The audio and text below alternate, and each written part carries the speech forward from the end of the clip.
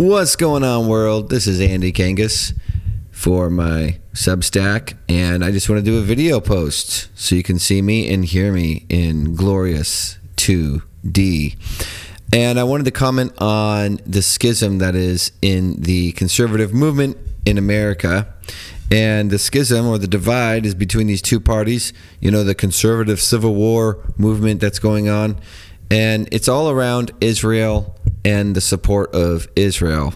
And I kind of just, for simplicity, just divide them into two camps. You've got, let's just call it the traditional right.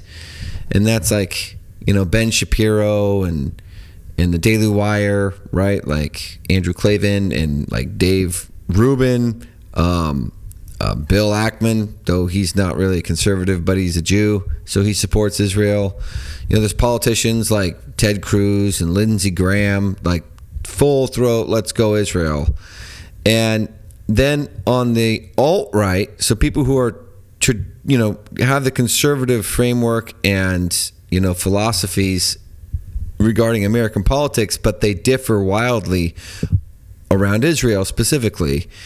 And that's kind of like Tucker Carlson, like Candace Owens. I don't know what she is. She's just crazy. But like Nick Fuentes. And they're just like kind of harping on this anti-Israel. And then what's kind of interesting is you have some murky middle ground. And like when I'm on X and I'm, you know, I follow a lot of these people, but I also follow like a lot of evangelical Christians, and that's kind of where you see the murky ground. And I honestly think like right in the center of that was Turning Point USA. And so I think that's why you see both sides claiming Charlie Kirk, like both sides, right? Like Candace is like, he was texting and they were, you know, giving the finger to the Israel lobby and the donors who were funding Turning Point. Charlie was walking away from him, and that's why he got killed, which is just preposterous. But does turn out behind the scenes he maybe had some misgivings against Israel, but many times he publicly supported Israel. And so I think you see right even that company, because they're absolutely like this evangelical Christian focused company, that's where you see the murky middle ground. And that's kind of who I am. So I'm going to throw my thoughts out there, and I'm going to start with what I think the traditional conservatives on the right get right about Israel, what the alt-right gets right about them, and kind of where they're both wrong from my perspective. And what I think is what the traditional conservatives get right is that Israel and their people and their country actually build things of value. Like their tech companies are actually really great, and they have like a way better culture. You'll see, and you can just look at the like data. Like people actually go visit Israel, sure, for religious reasons, but they actually go. Like I've known people who've gone and lived there, and people don't go visit like Yemen, right? Like people don't go visit Egypt and be like, "This is great," like, you know, or Saudi Arabia, or Jordan or Syria. Like it's just like, oh gosh, the Arab nations are like horrible. They're like trash heaps. They're the third world countries, right? Like the rule of law, it's like some of these places are trying to implement Sharia law. It's just not fun. It's poor. It's dirty. Doesn't seem like they build like beautiful cities. Doesn't seem like they build great products and services. And so the alt-right, or I'm sorry, the traditional right, they kind of see that and they're like, Israel's way better. Like this is great. This is a good country. And to a large extent, yeah. Yep. We agree. Like better culture. I would, if I had to pick on like, if you just had to ask anybody, I think if you even asked Nick Fuentes, hey, you want to live in Israel or do you want to live in an Arab country? They're going to be like, whoa, how did I do that? Undo that, camera. What did I just do?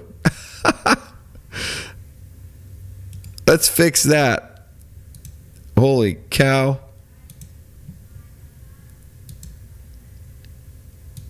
Unzoom me. Wow, that was crazy. Don't do hand motions with this smart camera. So, yeah. So I think that kind of, and then the other thing that kind of lends itself to this is historically, like in the last, let's give it a couple hundred years, right? Because we weren't around during, the conquest of the Promised Land. So I just say relatively historically, Judaism, Jews have been way less violent than Muslim nations. Okay? Like the Muslim nations just seem a lot more angry and ready to kill people who don't believe in Islam. Jews, it doesn't seem like they're, and come on, man, there was like a huge, tragedy in the Holocaust. And so there's a lot of empathy towards the Jews. It's like, these people, Europe wasn't real nice to them. And it was before the Holocaust. I mean, they had the pogroms all over Russia. Like, it was like the Jews weren't wanted. And so there's kind of like this, and they weren't really being super aggressive, violent. They might have one thing you can say about Jews is there's no other people group that have held themselves apart for so long, for millennia. So that's kind of crazy. Maybe you could say Arabs, but anyways, okay. So that's what I think the traditional conservatives kind of get right. We can go into like the Truman Doctrine a little bit, which is, hey, they're a democracy and they've got rule of law over in this like festering wilderness of chaos and destruction, and so we should support that. Okay. I'm going to get to that in a minute because I actually think that's what the traditional right gets wrong. Some of the things that the alt-right gets right is precisely that, which is the Jews don't need American support. So if you do the brief history of modern day Israel, it starts before 1948. Obviously, it starts in the 20th century, and actually it starts in Zionism. Really, kind of started in the 19th century because there was a lot of persecution of Jews in Israel. I'm sorry, not in Israel, but through Europe. And so they're like, hey, we need a homeland. And so there's a lot of right. And so then eventually they start migrating down to the area of Palestine, which was a province of under the jurisdiction of Britain. Okay, and Britain gets whooped up in World War II. They can't police the tensions that have all of a sudden, right, rose out of Palestinians or Arabs living next to Jews in this Palestinian area that Britain has under their jurisdiction. Britain's like, dude, London's been bombed for 5 years straight. You guys figure it out. We got to rebuild our city. I'm doing my hands again. So anyways, so what ends up happening is they declare their statehood in 1948 and they fight a war, okay, with all their Arab neighbors. All the Arab neighbors attack them, like Egypt, Jordan, Assyria, right? They all attack. And guess who wins? The Jews. And guess who won without any support from America? The Jews. Okay, they declared their statehood and they won their war right off the bat. They had a well-armed militia, man. They confiscated a bunch of British, right, arms from World War II, and they were prepared to fight this war, and they won the war. It wasn't like America was selling them tanks, right? They won this war by themselves. Now, here's the argument, and this is just logical analysis. When do you think modern Israel was at its weakest moment? Like, if there was ever a time for Israel to be toppled, it was 1948. Right? That's its weakest moment. Like, if there was ever a time for it to go down, it was then.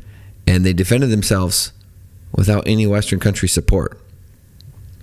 It was only after that Harry Truman was like, okay, we're going to recognize them as a state. Okay. The alt-right gets that right. So here's the contention that the alt-right gets right. And I think there's a lot of evangelical Christians who get this right. It's like, wait, why do they need our support? Why are we taxing? I mean, we can't even balance the budget in America. So we're effectively taxing our children's children to fund Israel when they've won literally every major conflict. And by the way, they've had over 6 major conflicts since 1948, right? 6-Day War, the diasporas, the current one. I mean, it's crazy. And they've won every single one. They've won every single one. They're like undefeated. And it's like, wait a minute, why? So why are we taxing our children's to give them like, the big, dome of missile defense? Like, doesn't seem like they need that. They can defend themselves. And an argument is to be made for Jews who are just like Israel or bust. I'd rather have Israel succeed than any other country in the world. You got to recognize that America's dollars are kind of golden handcuffs. It's like, we tell you to stop, you better stop, or we're going to stop giving you billions of dollars. They'd probably be better off without that money, because then they could just go, we're going to go do what we want. And if you don't like it, America, try to invade. Right? I mean, so that's what the alt-right gets right. What the alt-right gets wrong is all this stuff about Jews running the world. Okay, Jews historically, by an ethnic group, and you can measure this stuff, have a higher IQ than like lots of other people groups. Makes sense that they're directing movies and running the Federal Reserve, okay? Like, they kind of are shrewd as a people. Obviously, they've survived for millennia, and I mean, they persevered with God and won. That's where the name Israel comes from. I don't think there's a bunch of Jews in some temple somewhere, and Donald Trump and Vladimir Putin and Xi are little voodoo dolls that they got, and they're, got their strings and they're, controlling world events. I think that's crazy. In fact, the reason I think that's crazy is because people are too chaotic. And like Donald Trump is a great example, and Biden was kind of a decent example before him. When you get into the office of, the United States, you're kind of like the big dog in the room. And you think some guy's going to call you up and be like, I know you just single-handedly won the biggest election in U.S. history, but now I need you to do what I tell you. I think Donald Trump's going to be like, F off, bro. I'm going to do what I want. So, the alt-right, they're like, Jews control everything. It's like, well, they probably control a lot of crap, but so do a lot of, Asians. So do a lot of Brits. So do a lot of just good old-fashioned white boy Americans who are just a big smattering of European mutts. Okay? So going around and thinking like, oh my gosh, a Jew's trying to oppress me somewhere in some power structure. I think that's ridiculous. Do I think it's weird that a lot of Jews have ran the Central Bank of America? Yeah, sure. But kind of fits with the whole miserly, Jews and their money stereotype. So then it's kind of like not surprising. So I think they get that horribly wrong. And I don't necessarily also think that the Holocaust gives Israel a blank check just to go run wild on everybody. That's another thing that I think the alt-right kind of gets right, is that, look, man, Hamas is horrible. Palestine's a mess. It's like a child, right? They're like spanking their kid, and they're on their like fifth spanking, and you've already seen like the bruise, and you're kind of like, maybe we better stop. Like, it's getting crazy. And I'm not saying that the Arabs, Hamas in particular, they deserve every spanking they get. What the traditional right gets wrong, and dude, Ted Cruz said this in a podcast just within 8 months of this video I'm making right now, is the whole Christian blessing. It's this thing, in Genesis, God's blessing Abraham, and he makes this little statement where he's like, those who bless you, I'll bless. And like people like morph that into foreign policy. And it's like, what are you talking about? And by the way, as a Christian perspective, in America as a Christian nation, is that the chosen people are those who believe in Christ. Paul reiterates that multiple times, right? Ephesians 2, clear as day. He's like, there's a new race. It's Christians. That's God's people. Jesus said, see the temple, we're going to tear it down, and people are going to worship me in spirit and truth. Right? Like, he's doing away with it. That's why the veil got torn in two. He did away with all of it. He fulfilled it, and then he gave us a new command: love as I have loved. So, so that's nonsense. Complete nonsense. God promised Abraham a patch of dirt. Okay, great. What does that have to do with me? Right? And where does God say, God promises Abraham, nothing to do with Abraham. Abraham didn't even do anything, right? Fell asleep, and God blessed him and said, I'm going to make you a great nation, and here's the land I'm going to promise you. Great. It's kind of on Abraham and the Jews to claim that land. But that being said, let God do his own promises, right? If I promise my wife, right, that I'm going to give her a gold ring, do I need Japan to be like, bro, let's help you out with that? That's on me, especially if it's in my power. And if you're a Christian, you kind of think God's all powerful, right? Well, let him figure out Israel. And the Holocaust is undeniably, and 1948, the war, and then becoming a modern state. It's like, you gotta be like kidding yourself if you don't think God's hand's involved. It's like, wow, that's obviously divine. Something's going on. This is crazy. They don't need hundreds of billions of dollars from us, especially if they got the Almighty who gave them a promise. Let God do it. And I always took the parable of the Good Samaritan as like, who's my neighbor? Jesus Christ is calling you to love everyone. It's that simple. And so, and every now and then, like, Tucker kind of even alludes to that. He's like, we're supposed to love everyone, right? And it's like, or whatever he does. And it's like, yeah, you're kind of right. And when we're giving hundreds of billions of dollars to Israel, we also give hundreds of billions of dollars to Egypt, by the way. Like, I'm opposed to all of that. And I think there's a lot of Christians in America who are opposed to all of that. They're like, and then, so I think the traditional right gets that wrong. They're like, we got to support Israel because God loves Israel. And it's like, yeah, but God also gave us children and gave us all these neighbors, and he told us to love all of them too. So the other thing that the traditional right gets wrong is that Judaism and Christianity are not the same thing. And there's this like, you'll hear the two words, Judeo-Christian, and it's like, those aren't the same.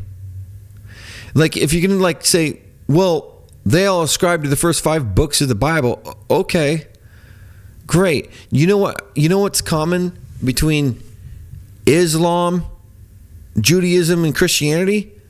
They all call Abraham father. Each one, they're like, Father Abraham. It's like ridiculous.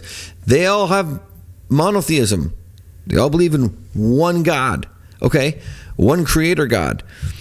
And then they diverge drastically. It's kind of redundant to say the religious zealots of Jesus' time, the Jewish religious leaders, were so mad at Jesus' doctrinal statements. It wasn't like he was making statements about whether it was flat earth or round earth. He was making statements about God, and it made them so mad they had the Romans crucify him. That's how different Judaism is from Christianity, right? We're so mad that we killed your leader. We tortured him to death, or we had him tortured to death. Judaism and Christianity are not the same, okay? You ain't born into Christianity. Well, technically you are. You're born again, right? You are born of the Spirit, right? And that's what Jesus said. You're going to worship me in spirit and truth. Jews are like, we got to worship at the temple, right? It's totally different. And so, like, it's kind of frustrating for the traditional conservative movement to go Judeo-Christian, they're the same thing. It's like, no, they're not the same. America's not a Jewish nation. We're a Christian nation. We were founded by Christians. Okay? And that's not to say we should have laws. We shouldn't be a theocracy, which means you can only be elected as a governor if you're a Christian.